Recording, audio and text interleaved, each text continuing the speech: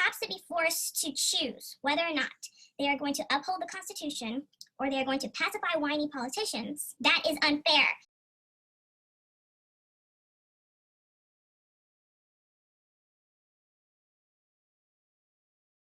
I think this flag needs to be discussed. I'm just gonna cut right to the chase. Obviously, you see this beautiful flag that's behind me, right? This beautiful flag that triggers lots and lots and lots of people. Why? Because this flag backs up the people that protect us. So Back the Blue is the slogan that goes along with this flag. And I agree. A sovereign state requires protection, and it requires strong men of decision and action to do that, and women. These people that are entrusted with the protection of lives have a huge responsibility. And I think that in this time, especially in this time, they are being exploited. I really believe they're being exploited. The military and the police force are being exploited. These passports, these vaccine passports, I think are a good place to start. So basically, the idea is that if you so choose, right, if you so choose to take a vaccine for a virus, that we are being encouraged to vaccinate from in the masses. There are these passports that are supposed to tell places like big box stores that yes, you are one of the people that supposedly can walk around now without probably even, basic safety precautions like a mask, or without having to stay so many feet apart from somebody else. Even though we are being told too that if you've had the vaccine, you still are asked to mask up. I digress. Me talking about this vaccine issue was in reference to this lovely flag that's behind me. What if these lovely people that are here to protect us start to enforce a vaccine? That's not really the question, but that's the scenario I want to bring to help us kind of jog our mind around this crazy situation. The police were asked to enforce people to wear masks.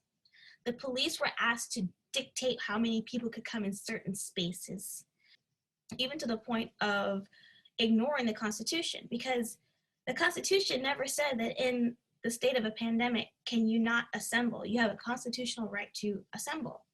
And that means at church, that means for games, that means for community gatherings, and it is at your own risk that you would assemble. What you're seeing is that cops are basically being asked to ignore their conscience when it comes to enforcing the law.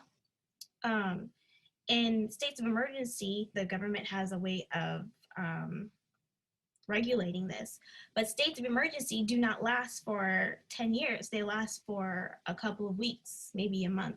That's what an emergency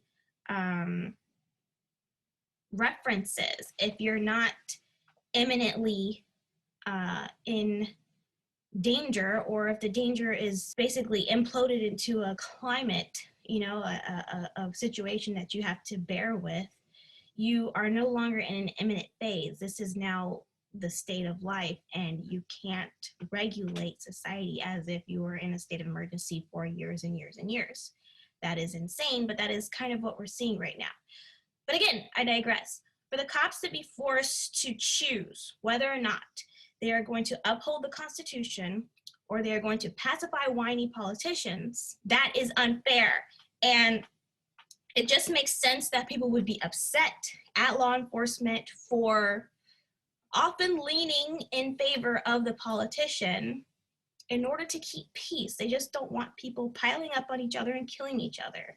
And we'll worry about the rules and the constitutional correctness afterwards. Unfortunately, we hardly ever get to that point where we can go back and say, hey, was this constitutionally correct? I bring up Oregon. I think Oregon was a good example. The legislative committee was having a hearing on a specific law, and they were not allowing the community to weigh in on that hearing. which is absolutely insane. If you're having a hearing, that is exactly the point. It's for the community to hear in on what the law entails and what they want to prescribe. But they keep doing these basement meetings and not telling anybody about it. They do it in Florida too. You have like 12 to 24 hours to get to the Capitol to discuss a particular legislative issue, a bill, a law that's coming out. You have like little to no time to weigh in on this, and that's done on purpose. That is a slap in the face of the community. It should be illegal. Okay, and then once that law is stamped in, what do? They ask the blue to uphold it. And then the blue becomes an enemy of the people, which is exactly what they want. I'm saying that all politicians want this. I'm saying that crony politicians, people that are interested in power, they always do this. If you own the military, if you own the police, you own the power, because they're going to default to what you say in order to maintain peace, and the people are going to feel defenseless because they are not the ones with the arsenal, quite frankly, which is why gun ownership is so important. If a society is to be fair, with all due respect, the police, I want to say something, but I can't say. Y'all need some, you know what I mean? Y'all need to grow up here, like legit. The cops cannot just default to crony politicians. And we're seeing that a lot. And I'm struggling to find instances where they're not. Like, I really don't know of a lot of cases where the cops are just like, you know what? I don't think this is right, you know?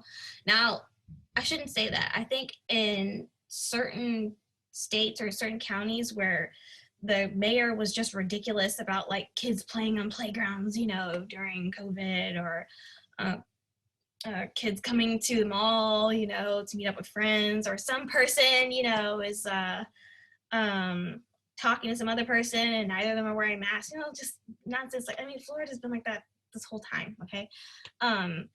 The cops that don't intervene, thank you. Thank you for using your brain. You know, when this first started, there was a lot of fear. But as time went on and people were understanding who were the people that were most vulnerable, I mean, we have our own brains, unfortunately, for those politicians that want omnipotent power. We here, people do indeed have our own brains. And though we are not as psychotic and as evil, power hungry as you are, and don't always follow through with all of the steps necessary to be ahead of you, it is true that we can make decisions for ourselves. This whole thing that happened last year exposed so much in how biased our leaders are, and I mean, it really passes the buck back to the people. Like, if we want any semblance of order, we have to do something about this. And law enforcement needs to be behind that. They need to be behind true order, which means not transferring power to politicians that have their own interests at heart. The more we do that, the more and more police state, no pun intended, but it is true, the more and more of a dictatorial state we will have, because that same cycle is just going to repeat itself.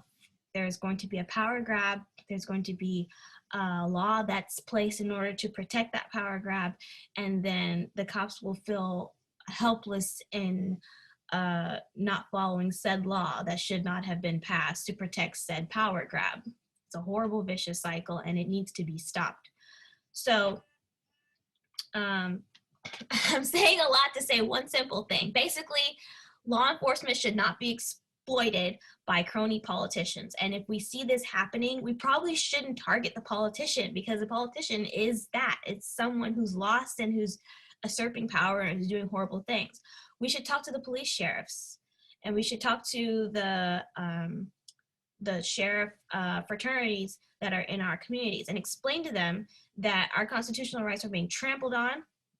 Situations like businesses that have been closed because of COVID, where curfews or restrictions are placed that don't allow them to run their business in ways, you know, that they could easily open up the businesses like gyms or outside restaurants, or even people selling things online. They've been told to just shut everything down. It's ridiculous. And there's no proof, there's absolutely no proof showing that these shutdowns have changed anything. If anything, it's showing the absolute opposite. Even the World Health Organization has admitted that. So, I'm sorry, the science is out. And the science is that this country needs to go back to the way it was in 2019, okay? And the people that can help us get there are law enforcement and the military. And we really do need them on the people's side. So I'm gonna stop it there, and I'll come back with more to talk about later. But we'll chat about more stuff. I'll see y'all maybe in a minute, maybe in some time. We'll see. I'll chat with you guys later.